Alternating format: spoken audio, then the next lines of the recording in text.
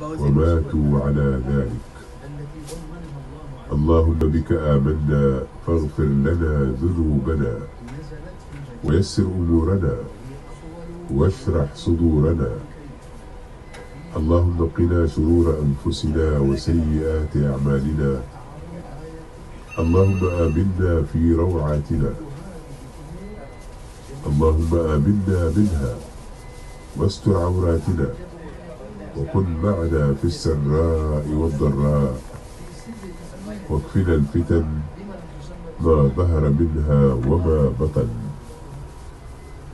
اللهم هذا الدعاء وعليك الإجابة. ربنا ظلمنا أنفسنا وإن لم تغفر لنا وترحمنا لنكونن من الخاسرين.